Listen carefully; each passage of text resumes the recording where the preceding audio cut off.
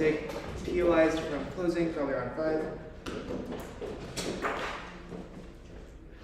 Starting my speech in 3, 2, 1.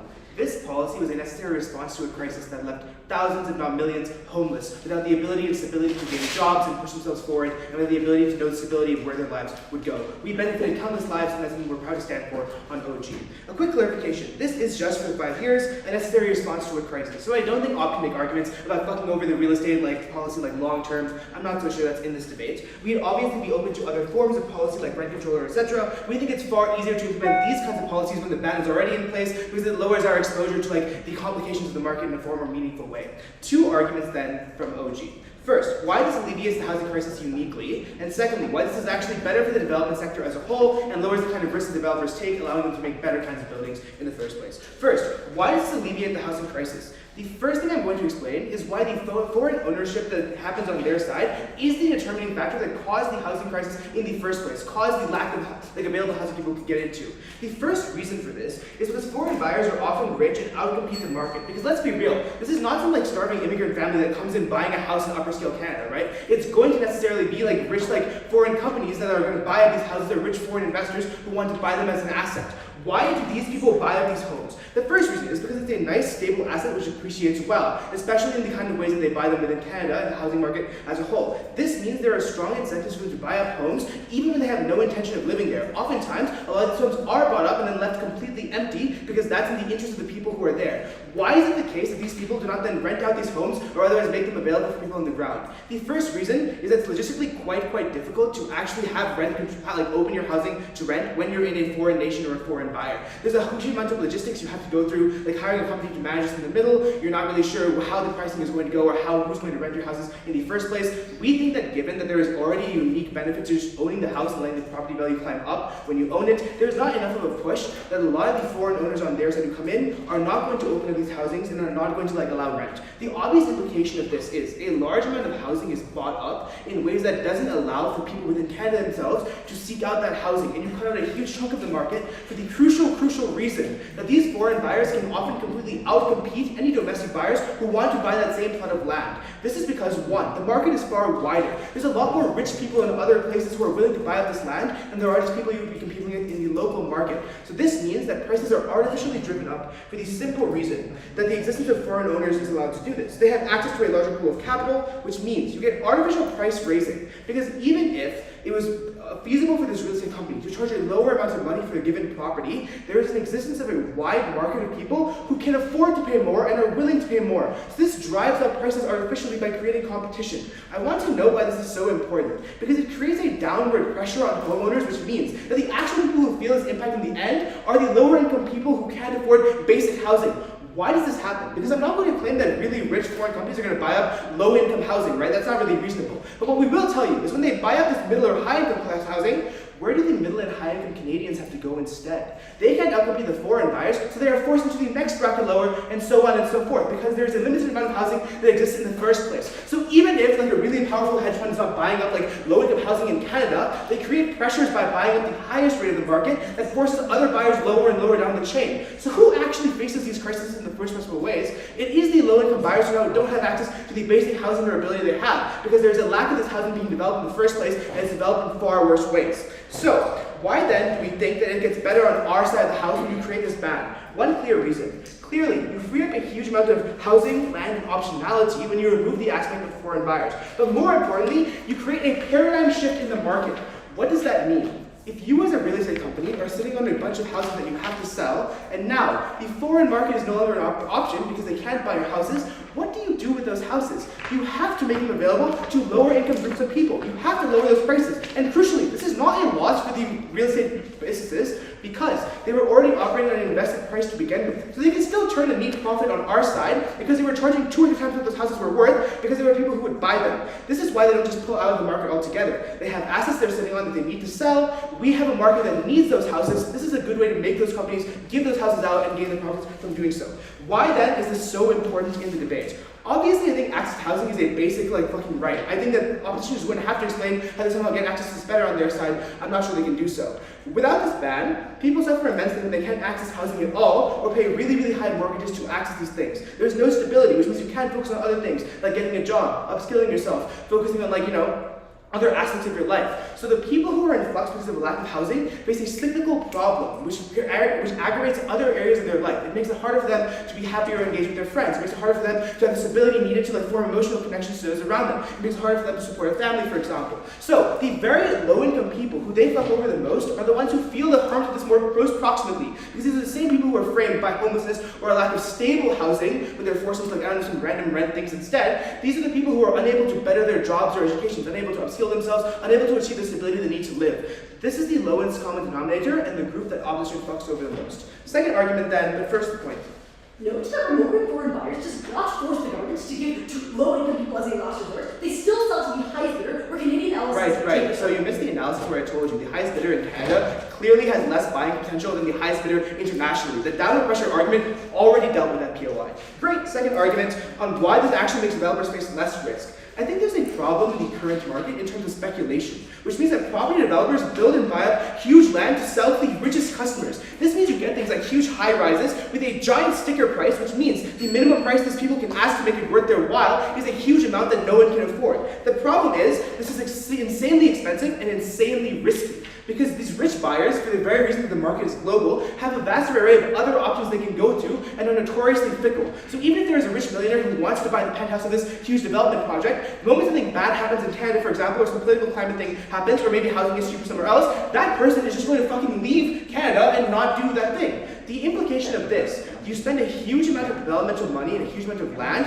trying to cartel to the highest buyer, and the problem is the highest buyer is the highest risk vector who's most likely to leave you. What happens on our side instead? We think that when shocks happen, they affect these companies far less because there's now the incentive to have smaller housing projects. There's less a margin of risk, and it's way better for developers. The reason this is clearly true, there is obviously a market for these people if a housing crisis exists. So on our side, these housing people are just more likely to create cheaper projects that are still guaranteed buyers because there are people without a home who are going to buy their houses. So we think that developers actually get the better end of the stick as well on our side. Because even if some of them are selling to really rich people, the average developer got fucked over pretty badly. The thesis of this case is simple.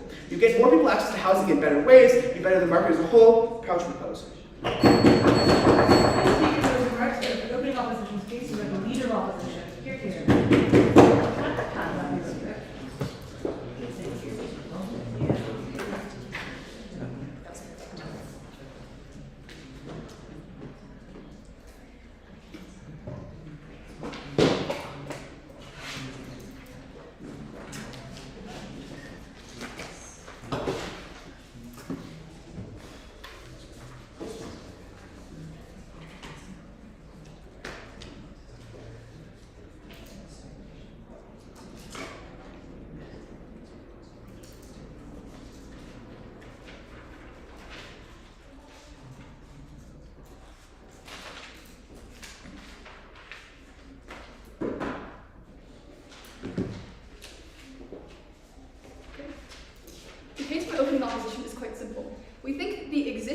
foreign homeowners and the potential for foreign homeowners to exist creates a unique incentive for property developers to develop property in the very first place, to provide homes that otherwise would not exist at all. But even if this weren't, but also aside from this, we're happy to support alternatives that we think are likely to exist on our side of the house that would not exist on proposition. These look like, for example, subsidies, like vouchers being given to low-income people to be better able to afford housing, or subsidies for housing developers as well. And the reason these incentives exist on our side of the house is that housing accessibility is a major political issue, but more importantly, the reason this is mutually exclusive is threefold.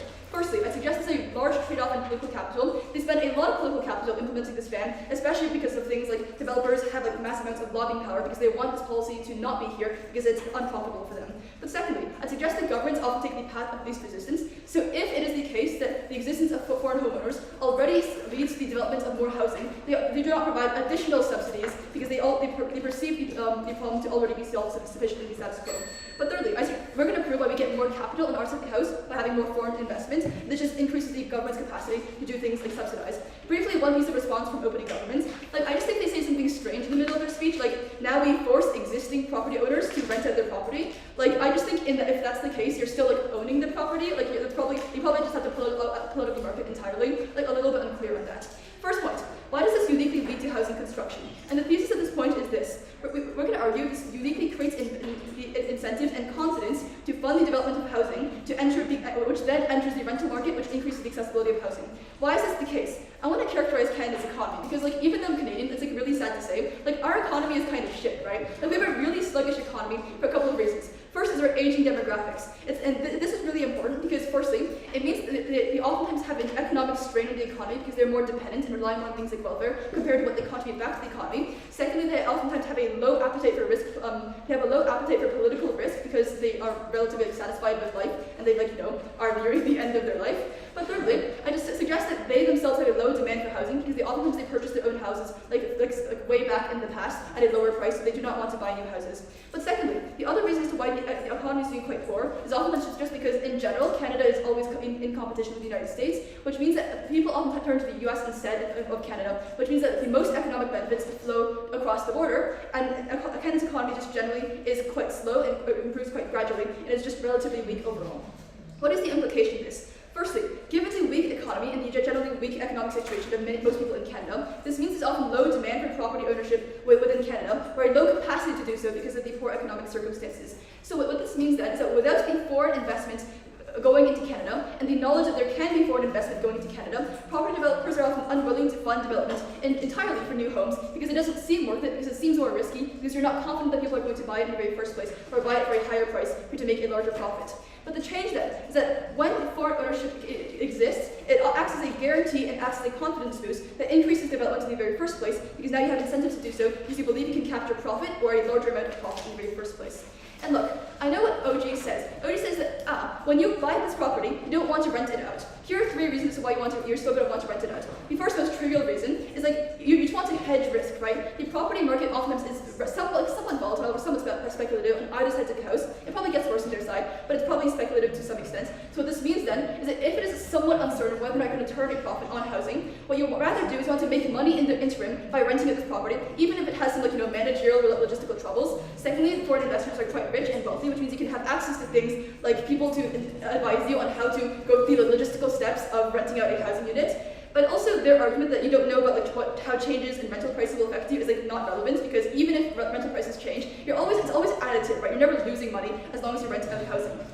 So why is this important then? Given that we proved that you have incentives to want to rent out housing in the very first place, this increases the supply of units in the rental market, which lowers the price and increases the accessibility. Why is this more important than OG's claim? So firstly, when they talk about housing being inaccessible, oftentimes they're houses that otherwise would not exist at all. But let's weigh this against their claim that oftentimes this prices people out, it pushes people to lower income areas, and it pushes prices up in the property market. Why is it still more important to lower prices in the rental market? This still targets the most vulnerable people in society. Maybe some people on other sides of the house are hurt by rising prices in the property market, and they're crowded out in certain parts of society. But there's certain people in society who never would own property on either side of the house. They would always have to turn to the rental market because they're the lowest income people in society. They don't have the disposable income to put down a down payment. So therefore, when we lower prices in the rental market, we're disproportionately helping the most vulnerable people in society. This is probably the most important impact in this debate. Before I go on, I'll take that back. If the potential for revenue is as great as you suggest, why are domestic financial institutions and real estate developers unable to capitalize upon that by filling the void left by international firms? Because also, those institutions in Canada also kind of suck, and they're not very rich either.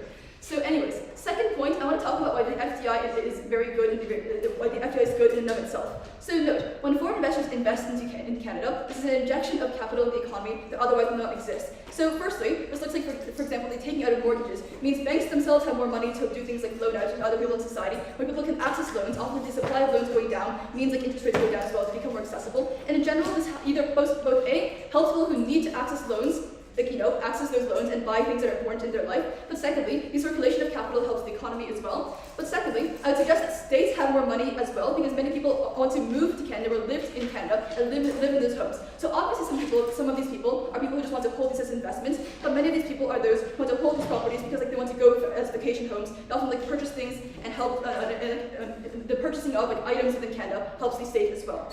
But finally, let's briefly talk about why financial stability gets better. This occurs in 3 ways. Number one, just when you implement this ban, this is just a sudden tank in property values. This is quite bad. Often this can cause panic, which often spirals out into a property crisis. Secondly, I suggest that given there's some degree of speculation on either side of the house, there's more speculation on their side. And why is this bad? So why is it the case? Firstly, in our side of the house, more people are involved in the process, and when more people are involved, it improves the transparency of information, which allows for people to be aware of things like asset bubbles existing. But secondly, even if asset bubbles exist, but secondly, I suggest that foreign homeowners are less willing to sell things immediately and sell things as quickly compared to people on their side, where maybe there are some rich investors, not very many, but some rich investors who want to sell houses when they know there's an asset bubble is forming and they're to capitalize at the peak. This changes on our side of the house because we are less willing to sell immediately because often foreign investors have a more diversified portfolio which means you have a less need to sell this one specific asset, you have a higher appetite for risk.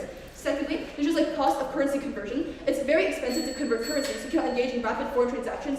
And thirdly, I suggest you're less immersed into the day-to-day activity of Canada. So if something goes wrong in for a day, you're less willing to panic and sell things off immediately. On the basis of improving financial stability, improving the housing market, so proud to oppose. Thank you for those remarks. I'm gonna ask the election to pause. I'm gonna ask the election to pause. Awesome. Invite the deputy prime minister to the next page. I'm gonna wait until that pauses. Yeah, I'll just stand up there. Awesome.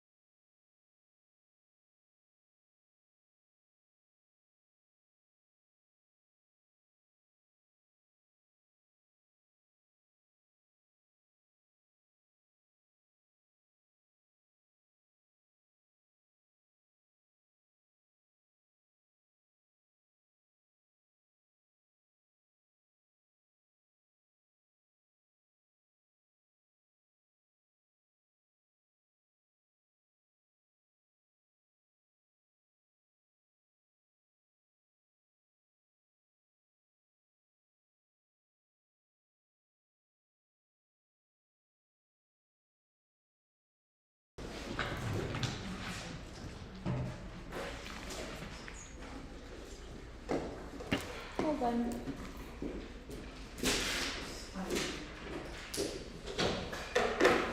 Are we good? Yep.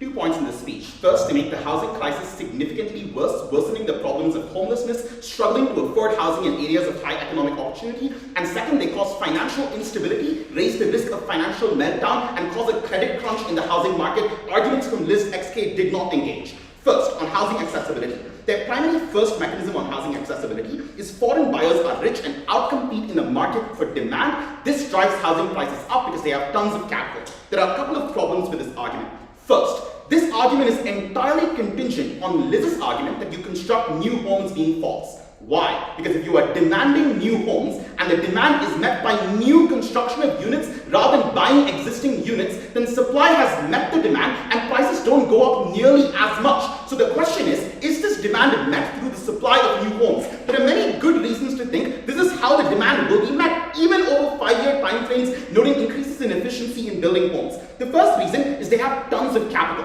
What that means is they want to use this capital to do, as Rahul concedes, creating mega projects. Things like massive skyscrapers and huge real estate investments that Rahul says don't currently exist in Canada. As a consequence, you are buying new homes, constructing new apartments that are large, constructing skyscrapers, rather than buying existing homes in the housing market. That means you're not actually competing for demand. You're creating new homes in the market, therefore you're not meaningfully increasing the price substantially. The second reason is new property substantially benefits them. This is because the construction of new property allows you significantly more choice and flexibility. You want to be able to pick, for example, the location where you want to make a real estate investment so you know it's going to appreciate. You want to ensure you're not the last one left in a housing bubble which would leave you with property that crashes in value.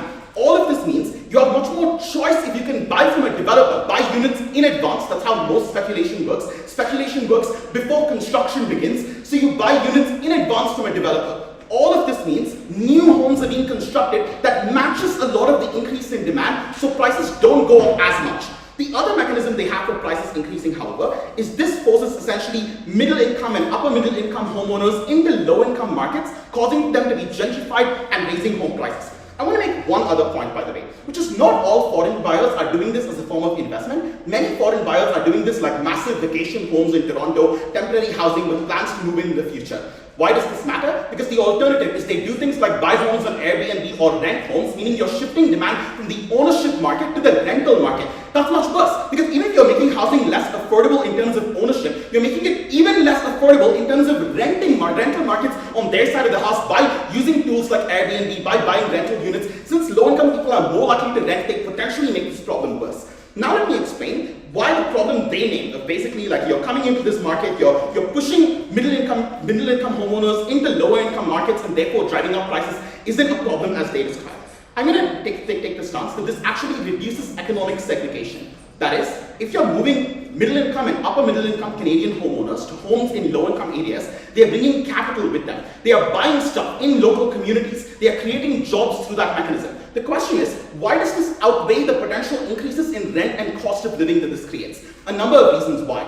First, because you literally have a job. Many of these people have zero jobs. If you're earning zero wages and you're struggling under unemployment, then no amount of changes in cost of living affect you. You cannot afford $1,000 rent or $2,000 rent. Second, we acknowledge, unfortunately, in some cases, people will be displaced to communities that are even poorer. However, they will have a job to go to, meaning they're making tons of income in a higher cost of living neighborhood and spending that income in a lower cost of living neighborhood. But third, obviously, they're an important niche in the market. Even if your neighborhood becomes heavily gentrified or something like that, if you're working for businesses in that neighborhood, for example, there is a niche and therefore an incentive to set up businesses that sell at lower prices to do things like cater to you. So what they do on theirs, or what we do on our side of the house, is we reduce economic segregation. No, thank you. That puts upper middle income and rich homeowners out of these neighborhoods. This is devastating. Why? Because the housing crisis is best solved by giving people income that they can spend on rent. We give people an injection of income. This is critical to solve the housing crisis.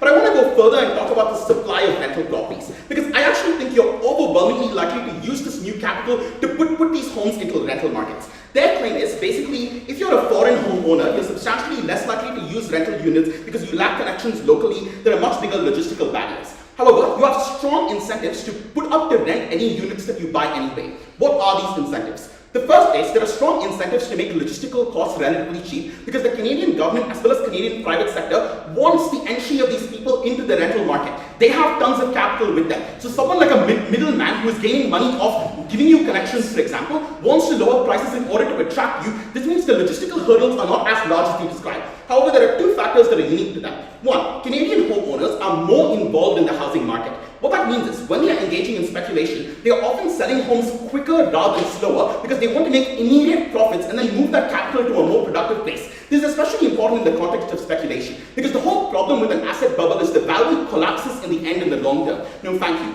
No homeowner wants to be the one holding on to a home when the value of the home crashes. As a consequence, domestic homeowners who are substantially more well integrated into the Canadian housing market are more likely to be buying and selling homes very quickly. If you have to do it quickly, that means you have to sell homes to someone else and evict people quickly. That is a disincentive for you to rent out your homes. In contrast, foreign investors gain shit tons of passive income by being able to rent out properties that they buy. So if their investment goes sour, they have insulation. So if you're making a risky investment in the Canadian housing market, you have the insulation of rent that people are paying you. Therefore, you're likely to use these new units to throw it into the rental market. This is critical because it drives rents down. This is the housing crisis they describe. The housing crisis is built by a shortfall of supply, which they make worse. But second, they also impair alternative regulations. They say, oh, Canada is very good politically. No, they're not. Vancouver's high housing costs are often driven by opposition to things like zoning laws, support for things like zoning laws by property developers who want to keep housing values high and therefore put limits on private market construction. The political will to abolish these laws requires giving property developers some concessions, so we have alternative fixes for the housing crisis as well. This is critical because it means on our side of the house, we are substantially more likely to get tons of housing developed. They say when people grow up, we get housing developed anyway because there's a constant increase in demand for housing. Yeah, but even if you increase supply that way, people are then living in those homes, and if they're living in those homes, they're not renting them out. So that's not a meaningful marginal increase of supply. We are able to meaningfully increase supply. Then on speculation, XK just repeats Rahul's arguments without engaging Liz's preemption. Liz explicitly says, speculation happens anyway. Sure, maybe we get a bit more speculation. However, the speculation is substantially less risky because you have more information about the market. Things like foreign currency risk means transactions are much less rapidly traded, and rapid trading is what drives housing prices above what the market expects them to be, causing financial crash more likely in their world. I am speaking for those remarks and invite the member of government to back on this debate. Here.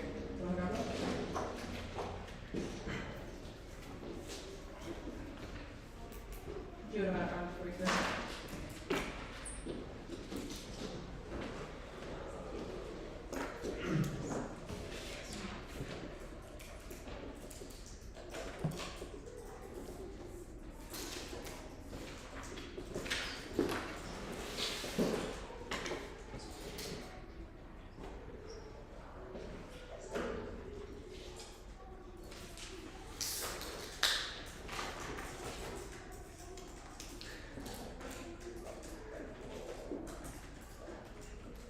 4%. That's the reality check this debate needs. About 4% of the Canadian real estate market prior to 2022 was owned by international non-Canadian residents or investment firms. The macroeconomic consequences described by both top half teams are greatly exaggerated. The reason Canada banned foreign ownership of homes in 2022 was not actually to abate the housing crisis. It was a political response to political challenges over xenophobia and concerns about immigrants dominating the housing market. The thesis of closing government's extension is that the macroeconomic impacts on rental markets and housing prices is not the most significant impact in the debate, but rather the economic and political consequences of the signaling effect created by this policy are where the debate really is. The first piece of framing is just to establish the real scale of change either top half team can accrue. And candidly, both top half teams over-exaggerate the degree to which foreign companies dominate the market. Does this knife opening government? Yes, but we're also right, so yay. Why is this correct? The first and most obvious reason is given by Leader of Opposition. The rental or property market in Canada is not lucrative either for domestic firms or for international firms because demand for housing is relatively limited and the demand for new properties is relatively weak, which means given that foreign wealthy firms have many countries and investment markets to seek out, they rarely do so in Canada. Secondly, the Canadian housing market is saturated AF. It has been largely dominated by domestic real estate property firms since the 1980s 80s and 90s, especially since the 2008 financial crisis, when Canada has imposed a slew of regulations aimed at reducing housing speculation, often blamed on American banks on Wall Street, which means it's not profitable for foreign enterprises to attempt to dominate or to overwhelmingly monopolize the Canadian housing sector, given the predominance of Canadian firms. Third, it's the existence of zoning laws. Like, have you looked at Toronto? That place is zoned to the brim. The relevant, important context is that this is a city that is so choked by liberal zoning regulations that means even the wealthiest of foreign capital firms often cannot turn a meaningful profit by dumping billions of dollars into the Canadian housing market. And lastly, there's a first mover disadvantage. Canadian firms, both banks and real estate developers, have already cornered the market. On top of this, Canada already has extensive regulations against house flipping. The candid reality is that most of the top half material vis-a-vis speculation is limited by the fact that post-2008, the Canadian government, more recently under Trudeau, was existentially afraid of a similar housing crisis afflicting Canada, which is why there is an outright legal prohibition, Google it if you don't trust me, on house flipping, which is the way that you actually enable speculation to occur, because you buy a house and sell it subsequently shortly down the road. What does this do to the debate? Absolutely nothing positively for closing government, but should convince you that the scale of change either top half team claims is largely exaggerative. The propensity for a financial crisis is low. The probability that rental prices change dramatically is slim. So what actually does change in the debate? Let's get to the real meat of the clash. The first and most important is what happens vis-a-vis the signaling effect of this policy. Opening opposition presumably would argue the signaling effect is bad because it deters foreign investors, not just now but down the road, from investing. But given the prior characterization, that has a limited effect writ large on the Canadian domestic housing market. The more important signaling effect is that domestic real estate firms are more likely to be perceived as having the state's support and the state's backing, given the government has explicitly imposed a law banning their foreign competitors from owning real estate in the country, which means that domestic real estate firms are now perceived as less risky because they are perceived as being backed by the full force of the Canadian government. That is important because it solves the problem opening opposition is afraid of. If opening opposition's problem is there is a lack of supply because Canadian real estate developers lack the capital and risk appetite to invest, the solution is this policy, because banks are more likely to lend to Canadian real estate developers and at lower interest rates and at larger sums when those firms are perceived as being more risk tolerant,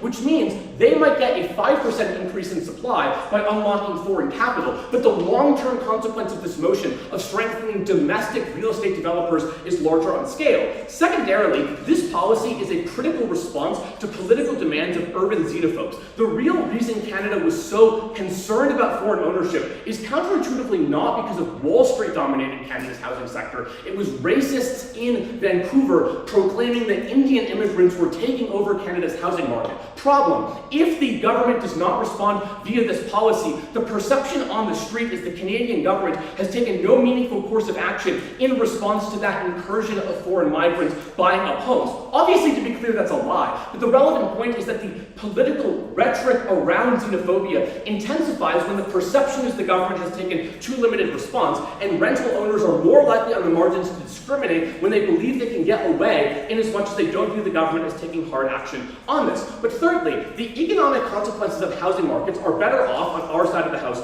in several ways. The first and most significant is, even if foreign developers still wish to invest in the Canadian market, given the potential for revenue, they now shift from residential investments to commercial investments, given that this ban applies only to commercial investments. To be clear, this does not knife any of the prior material, because zoning laws mean that commercial areas are zoned separately from residential areas, so there is a limited effect on residential prices. But this is good. Increasing foreign investment into commercial real estate increases the capacity for Canadian firms to buy property at lower prices, for ironically all the reasons opening opposition provides. Before I unpack that, okay, why is this important? The reason this is important is, if you think OO is right, foreign firms want to invest desperately in Canada, the next best thing they do is, instead of building an apartment complex and renting it, they instead build a factory and sell it to a different company. By the way, the Airbnb argument doesn't work. Canada explicitly has in this law a prohibition on setting up proxy firms to own, for example,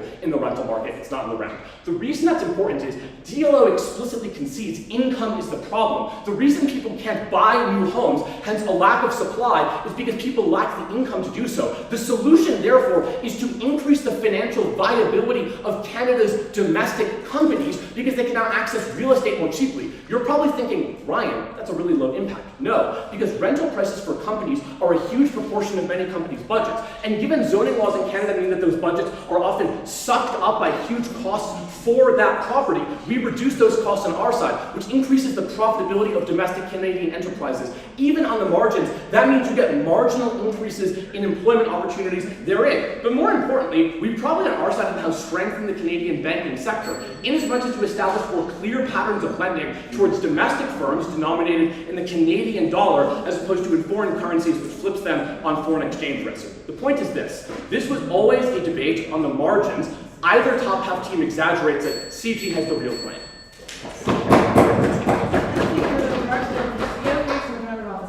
Here, here.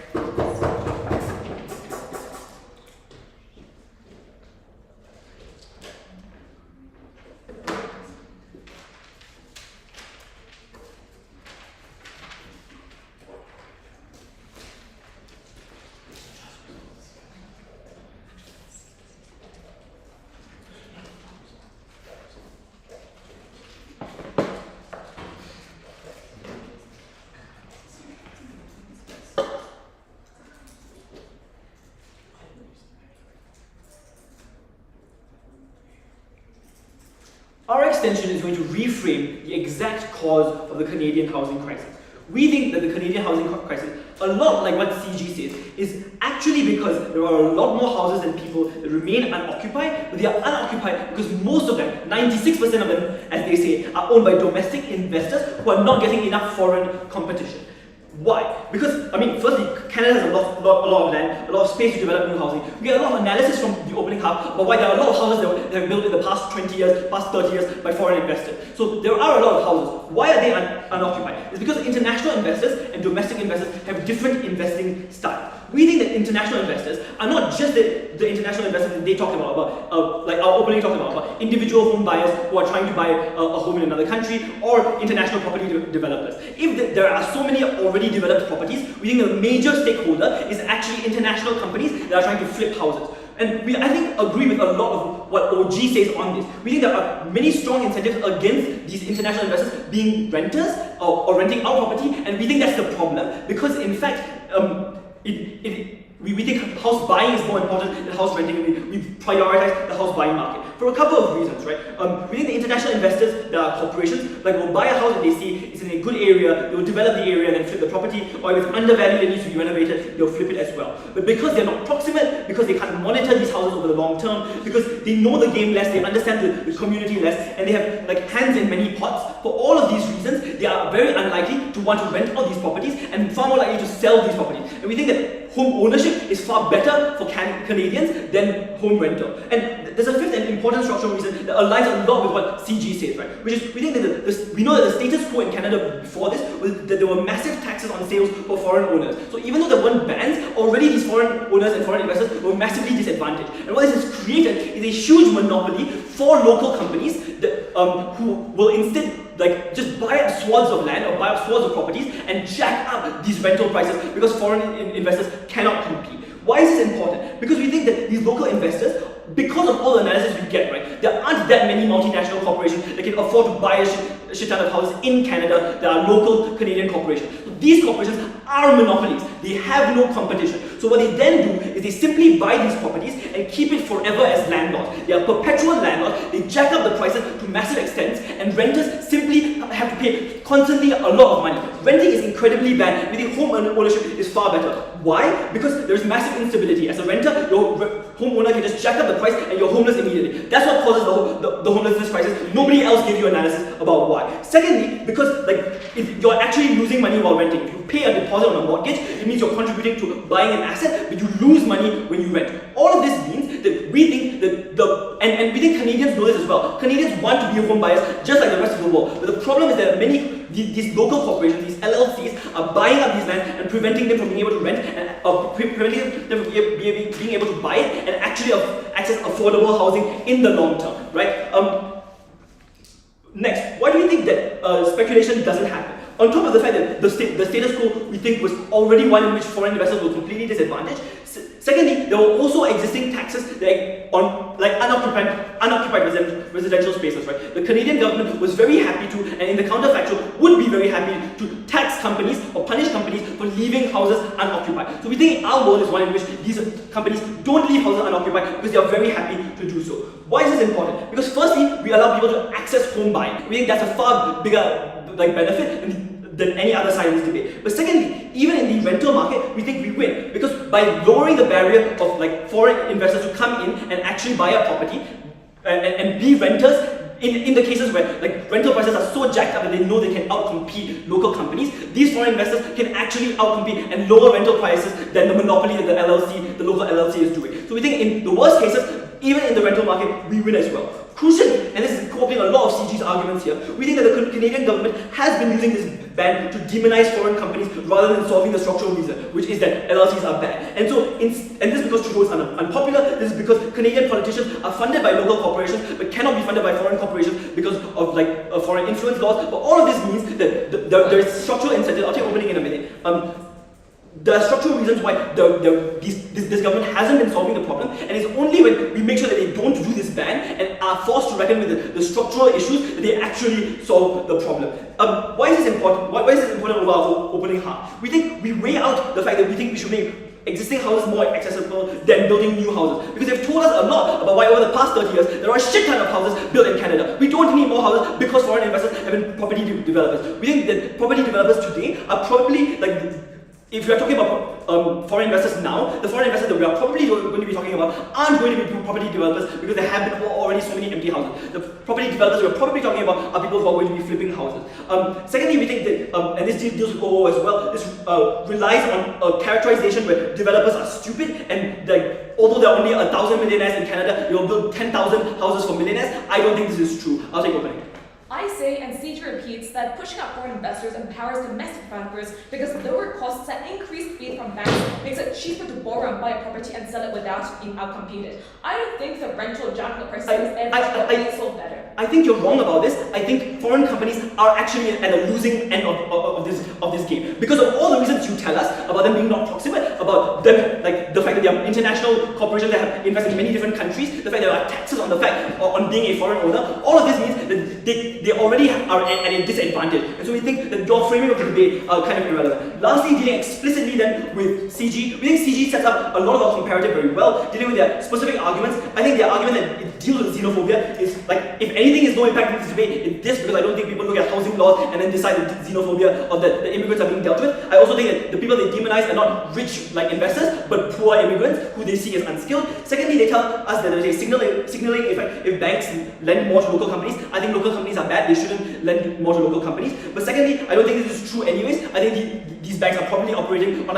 regular financial systems and financial analytics. They're probably not going to be affected by a miraculous signaling effect. They will lend to whoever gives them the most profit. I think at the end of this debate, what you need to recognize is that the other side of the house have given us all the structural reasons and all the reasons that I'm using for in my case, but have built up our case on the fact that the true demon in this debate are the local corporations who are jacking up house prices. So very proud to stand on side opposition.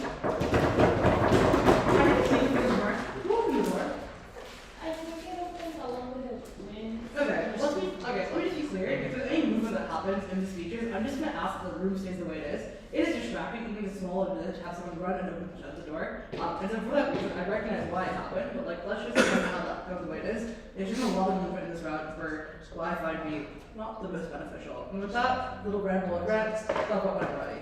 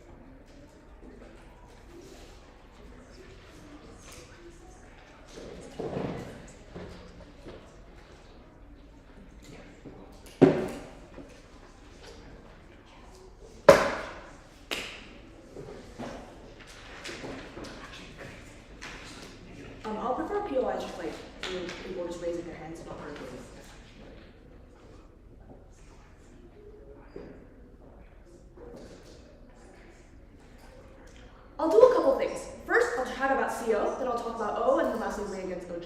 First thing then, CO. The first extension they give us is that foreign competition and the introduction of it is good because currently Canadian developers are monopolies and that causes a host of issues. For one, there are multiple developers right now in Canada that compete domestically, so there is already competition. This lie that is a total monopoly is just insane. The second claim to note under this is that economics 101, prices cannot be artificially gauged without supply and demand concerns. So it is untrue that these companies the developers can just artificially gouge prices super high. But more importantly, given the round concedes that there are huge political incentives to prevent anti-competitive practices, given if home ownership and the ability for people to afford a house or to live under a roof is so important, it is unclear to me why governments don't have huge political incentives to then cater to that need and not allow for these practices to be in place. Second response then. OP actually concedes that specifically CO concedes that our 4% of home ownership is currently foreign framing, which means that they don't actually get much more competition on their side of the house, even if they allow people to own homes. Third thing then, regulation exists and regulation probably can solve these problems, for example, things like antitrust. So it is unclear to what extent this foreign competition is that meaningful and good and on their side of the house, and they don't really show what that ends up affecting the rental market. The second point they talk about is house buying is better than house renting as a way due to stability and being able to own an asset, whereas you're just throwing money at someone who owns the house for many years. One, this doesn't engage with the realistic and meaningful comparativity round. Many people just cannot afford to put down a down payment or buy a house for a host of reasons. That it is really expensive, that people may have different needs that need to move to different places at some point in their lives. It is just not a viable option for individuals, so it is just ignorant for CO to claim that they can win on this thing. But second, even if you think it's great, this is at best a neutral or speculative way. Why? Often, many people may require different types of houses at different points in your life. If you were working alone in a city, you probably need a different apartment compared to if you have a family. All of this means it is unclear whether or not home buying is much better than home renting. That is relatively either an invalid or at best an irrelevant way in this round. Doesn't really matter. Last thing then, they claim that it is actually, they claim in an implicit POI that the problem is 5 years down the road, you create a boom in demand for foreign investment into the Canadian housing market that's really bad. Here's the thing. Ryan's extension actually perfectly counters and Ryan's extension actually weighs over this. Ryan explains why it is better to develop local property developers who are likely going to be far more sustainable in the long run and why that's actively good. We will expand on it later on. OO then. OO's greatest claim is that local Canadian demand for housing is relatively weak and foreign investment is necessary to increase the housing supply, which in turn benefits the rental supply. One, local demand is not that weak, to the point that the absence of foreign investors will kill the market and completely stop developers from developing housing. Reason, there's a growing immigrant population, as OG describes, but here's the thing, right? They demand housing when families move over to Canada and start new lives there, given Canada is an extremely popular place with relatively low levels of racism against most minorities like Asians, strong existing communities and networks ethnically, and also many people probably have relatives there already to some extent, and it is relatively easier to get an immigrant status in Canada than other Western areas of developed economies or countries. So there's probably not going to be so little local demand, given there's also people's desire to want to move to these places that are relatively good. Second, supply due to foreign investment does not go up nearly that much as per Ryan's explanation and framing at the top of his speech, given foreign investment is not a large part of Canadian home ownership. But even if you think that is not the case, more importantly, here's the glaring problem with the opposition case in this round. There are two types of foreign investors in the Canadian housing market. The first type is you have investors that invest in relatively higher end luxury service properties. These houses, even if they get to the rental market, likely will not be servicing local people who are currently in need of housing, and probably still a little too expensive for people in the middle market right now to move up to. These investors are the ones who are most willing to let their houses sit empty on both sides and hope that the value of these houses appreciate in the long run, or they can just expand their investment portfolio, which is convenient for the long term. So they don't meaningfully increase the rental supply on neither side of the house. The second type of people is the other set of property investors who will invest in properties that are relatively middle tier and affordable for the average person. Likely they benefit the most through renting these homes out regardless, given the demand for this type of housing, given the demographic is the highest. It is likely that on both sides of the house then, owners will want to rent out these houses anyway, so there's no meaningful increase in the rental supply on their side either. What this shows is that the people that are currently targeting and the people who buy these types of houses are two different sets of investors with different sorts of incentives, they don't necessarily show why any of these incentives end up changing on their side. Opening. Our claim is owners won't rent out these houses anyway because these houses won't exist, because the majority of this demand is met through new construction. Our claim is not that demand is weak in itself. Our claim is supply is weak, because even if there's an increase Yes, in I'm getting to demand, that. Second part. They claim that foreign investors increase housing development because often they speculate and buy houses before the projects are completed. Responding to that, you know what? Obviously, things change on the margin. You often sell out houses in phases when you are trying to build these construction projects. So maybe you can't stop the round one housing investors, but there are people in the later rounds. But more importantly, we explain why foreign investors are likely to turn to commercial real estate investing and enable local property developers to increase their supply. Arguments on the benefits of things like capital injection are likely symmetricized in the round, i.e. things like loan making by banks and increased credit. So actually, we explain to you why the supply still increases of our savvy house as per Brian's explanation, but it's far better when the perceived financial risk of local developers is lower and they have far stronger guarantee. They're better able to develop these property. They're better able to develop property on our savvy house, and it's far more likely they're going to be in the game for the long run. And it's better because they likely have more research, and it's probably on net better for the local economy versus on their savvy house. With this ban maybe going to be lifted in 5 years or maybe not, we don't really know whether that's good or bad. But we know for certain the local developers will be far more sustainable and stronger on our side, which is on net a benefit. I just want to quickly weigh against OG then. OG claims that we are being derivative, but if you check our notes, our material is unique to the perceived financial risk where domestic firms are backed by state support. That is extremely important in the round, because if you think that competition is low, and if you think there is a housing crisis and it is good for property developers to meet people's needs, we are the only side that shows you what that need is far more likely to be guaranteed through local developers who have greater incentive to serve local populations, but more importantly, on our side of the house, these are the developers who are likely to stay there for the long run, and it's far greater, and the sustainability on our side is far better than our side opposition, given they don't prove a meaningful change in the markets of what these foreign ownership actually looks like. We are winning on CG. Sorry. Thank you. That being said, I read the opposition to the opposition and the whole. Okay, thank you.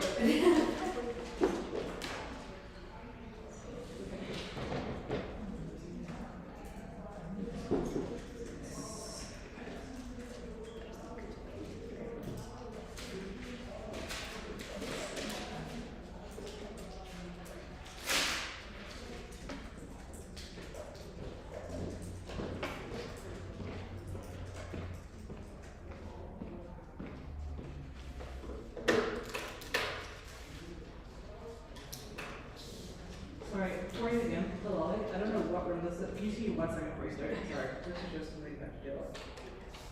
Is it going to? No. Sorry, just 1 second.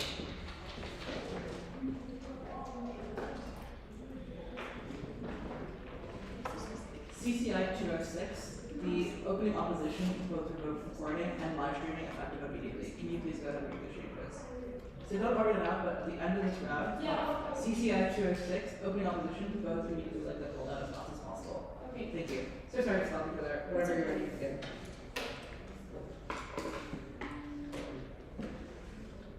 Actually, not. Now, whatever you get. I will take opening at like 5.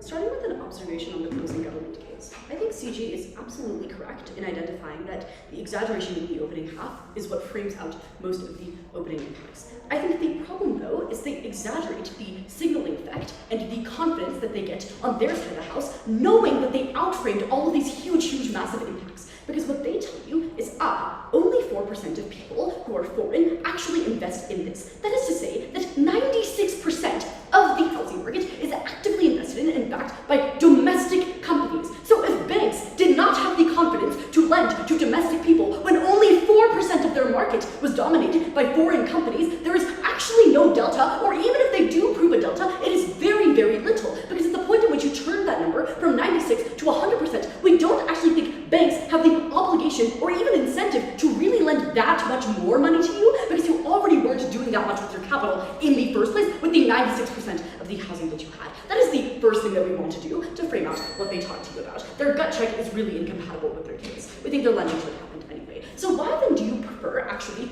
CEO's characterization of what these domestic corporations look like. Because I think what the OG and I guess CG kind of interpretation of this case is that like, we're just saying that companies, because they can LLCs, right, will artificially jack up the prices. And I really want to engage with this, right, because we think the OG mechanism for why these prices are artificial or why the prices are very, very high is because they're still waiting for the rich Canadian buyers or the other people who want 2 to 3 homes and things. They literally top their PM with this type of analysis. We think that is why even when LLCs do this fill-in, right, to come in, these domestic corporations do this, they're not outcompeted because they're still able to artificially raise. But their second response here was that there is a political incentive against the practices. A couple of responses. First, we think that Rohan adequately recognized to you that Trudeau is in the pockets of the LLCs or domestic state-backed corporations comparative to foreign buyers for other reasons like campaign finance laws, like extraneous reasons like that. But secondly, we think the reasons that CG actually gives you for why state-backed support is going to really, really happen on their side of the house is why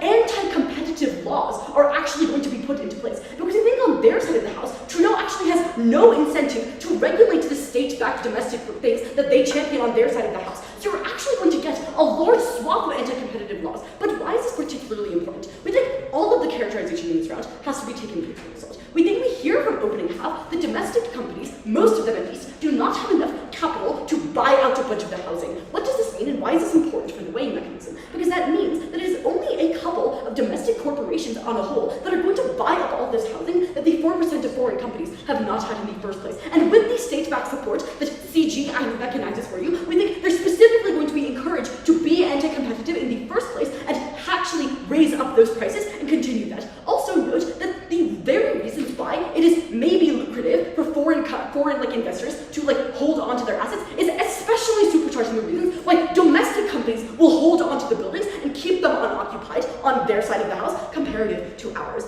Then we get like maybe the biggest push I think that we get from CG is this idea that our delta is absolutely nothing at the point in which we don't prove to you why home buying is actually more attractive or things like that. We think this response that, oh, this is not realistic because people cannot afford down payment on home buying because they're poor is actually the very thing that companies capitalize on when they're actually strategizing on rent. What does this mean? We think the problem with this is that domestic companies who are going to be actually doing rent and things like that know that their poor people that are actually coming to them for rent are so averse to home buying because it looks so bad in the SCO, they will take their rent deals in the first place and they're looked at as the last resort as home buying. But why do we actually shift this narrative and change it around? Because we think for the reasons that OO give you but don't take far enough, the foreign companies that actually enter the market in the 4% are competitive enough and will go because this is basically the period, right?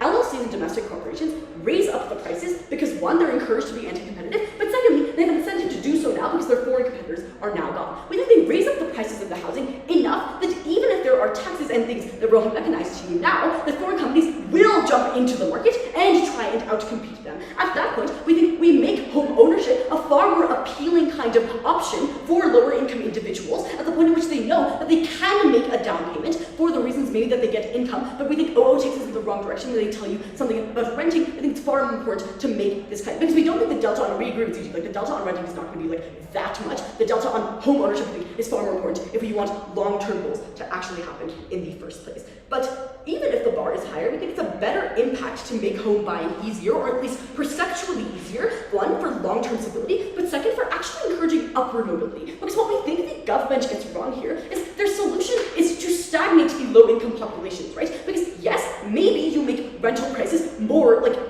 accessible in the short term, but over time you entrench this idea that for even in these 5 years, that foreign companies cannot outcompete you no matter how much capital they have. They cannot do this. Now I really want to address this idea on like xenophobia and why these things are like perpetuated by closing capital. Before I'll do that, I'll take a point for opening. Even if you buy the assertion in life about the 4%, it symmetrically mitigates bottom half. Our case preempts wars and is actually more robust to this problem because whereas arguments about like income require big shifts to kick in, we weigh the immediate and individual impact that even a handful of homes get. Okay, a couple of responses. I think CG outframes this by telling you that the immediate rental supply impact that they get is something that they don't actually have access to on their side of the house. I don't think I have to beat that. That's fine. You were good with that, Ryan. But secondly, I think that we engage with opening government by beating their claim that one, you must make more housing available for lower income individuals. Because their only claim to actually solving or mitigating the housing crisis is that in the absence of foreign investors investors and things like that, the government has to, by force, default to lower income individuals. But we think all of the reasons that they mechanize to you for why domestic companies act the way they act are the reasons why they demonize these foreign companies in the first place. We don't think that lower income individuals are the default that you are forced into because one, we think Trudeau is forced into backing these corporations to make them anti-competitive, but secondly, CG gives you a lot of the reasons why domestic companies are not going to act in this way. We think this is their only access to the actual impact of actually mitigating the housing crisis. We don't think governments are forced into this. This is not a preemption. On our way over urban position, we think the delta in this debate was accessibility, and OO engaged on this point on increasing the actual housing market, but we think the thing that they rely on is far less plausible than our case, because we think it gets materially worse when you allow anti-competitive domestic corporations to fill in, and it's actually probably not the case, or on both sides of the house, that you're just waiting for foreign potential to happen. We think when you build houses with the interest of having foreigners come in, you're not selling those houses to any kinds of Canadians. We think the biggest delta is on our side of the house. When it gets materially worse on theirs, we think CG doesn't really get to claim their impacts for the framing at their top level. So proud to